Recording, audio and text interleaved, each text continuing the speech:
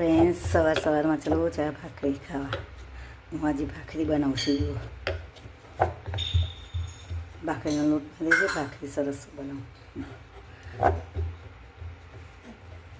જો આવો કઠણ લોટ બાંધી સરસ આવી રીતે કિનારે ફાટે નહીં એવી રીતે સરસ મસ્ત ગુલ્લું કરી અને બનાવવાની. હવે વણાઈ જાય એટલે ફ્રેન્ડ્સ આ ભાખરી વણાઈ જશે. જો થોડી કિનારે ફાટેલી છે પણ એ તો ચાલે. જો આખી ભાખરી બનાવશે. જો લોડી મેળવી દીધી છે. ફ્રેન્ડ્સ આપણું એક પર ચડી ગયું છે, આ બીજા પર ચડીએ છીએ. દબાઈને કરવાની. જો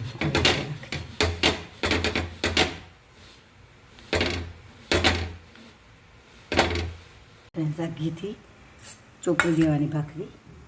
હવે બીજી થાય છે. જો આમાં 2 જણની 2 ભાખરી બનાવવાની. 12 વાગ્યા સુધી તમને ભૂખ ના લાગે. સરસ આપણો ઘરનો નાસ્તો સરસ. બહારના નાસ્તા ખાવા એના કરતાં ઘરનો નાસ્તો સારો. મારી વિડીયો જોતા હોય તો લાઈક કરજો, સબસ્ક્રાઈબ કરજો, કોમેન્ટ કરતા રહેજો. જો બીજી ભાખરી પણ તૈયાર થઈ ગઈ. એને પણ ઘીથી આપણે ચોપડી દઈએ. જો ફ્રેન્ડ્સ આપણી સવારમાં ચા ભાખરી ખાવા આવી જજો.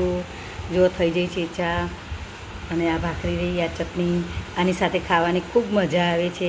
તમે પણ સવારમાં ગુડ મોર્નિંગમાં તમે આ રીતે તમે ચા ભાખરી કે ઘરનો નાસ્તો ખાશો તો એ હેલ્ધી ગણાશે નાસ્તો.